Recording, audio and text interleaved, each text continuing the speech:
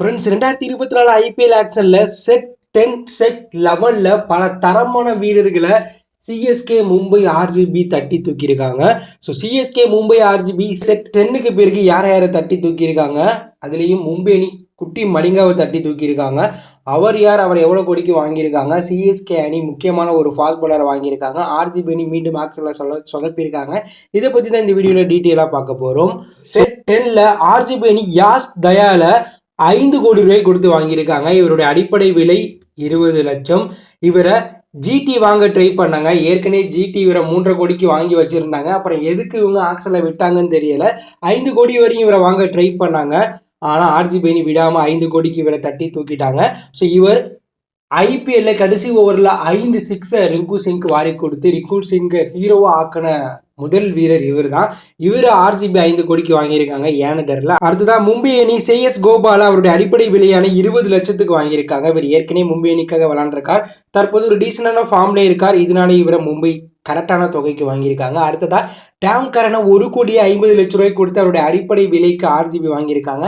Tom கரனை கிரீனுக்கு backup வீரராக RGB வாங்கியிருக்காங்க. Tom Karan தற்போது ஃபார்ம்ல இருக்காராம். ஆனால் இவர் சின்னசாமி மைதானத்தில் அதற்கு செட் ஆக மாட்டார் பந்து வீச்சில். இருந்தாலும் இவரை கிரீனுக்கு பேக்கப் வீரராக வாங்கியிருக்காங்க. இது ஒரு நல்ல பிக்கா மோசமான பிக்கா அப்படிங்கிறத வெயிட் பண்ணி தான் பார்க்கணும். அடுத்ததான் சிஎஸ்கே அணி வங்கதேச வீரர் முஸ்டபிசுர் ரகுமான அவருடைய அடிப்படை விலையான 2 கோடி கொடுத்து வாங்கியிருக்காங்க. இது ஒரு சூப்பரான பிக்கா பார்க்கப்படுது. நல்ல அனுபவம் கொண்ட வீரர். கண்டிப்பாக 14க்கு ஒரு பேக்கப்பான வீரராக இருப்பார். லெஃப்டில் பந்து வீசுவார். 140 கிலோமீட்டர் வேகத்தில் போடுவார். அனுபவம் இருக்குது. சிஎஸ்கேக்கு வந்திருக்காங்க. ஸோ டோனி கேப்டன்சியில் விளையாட போகிறார். இதனால இது ஒரு வேற லெவல் ஒருத்தான பிக்கா பார்க்கப்படுது. 2 கோடிக்கு சிஎஸ்கே இவரை வாங்கியிருக்கிறது நல்ல விஷயம் தான்.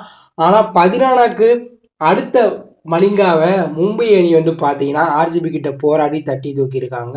இந்த பிக்கா மும்பை அணி நவன் துசரா அப்படிங்கிற குட்டி மலிங்காவை தரமான ரேட்டுக்கு ஆர்ஜிபி கிட்ட போராடி ஃபைட் பண்ணி வாங்கியிருக்காங்க. இவரோட அடிப்படை விலை 50 லட்சம். இவரை கேகேஆர் ஆர்ஜிபி வாங்க ட்ரை பண்ணாங்க. மும்பை அணி இறுதி வரையும் போய் 4,80,00,000 ரூபாய் கொடுத்து வாங்கியிருக்காங்க. இது ஒரு நல்ல பிக்கா பார்க்கப்படுது. இவர் அடுத்த குட்டி மலிங்காவா பார்க்குறாங்க. ஸ்ரீலங்கா அணிக்காக T20யில் விளையாண்டு 14 விட சிறந்த எக்கானமி வச்சிருக்கார். தற்போது உள்ளூர் போட்டிகளில் சிறப்பாக விளையாண்டுட்டு இருக்கார் ஸ்ரீலங்காவில்.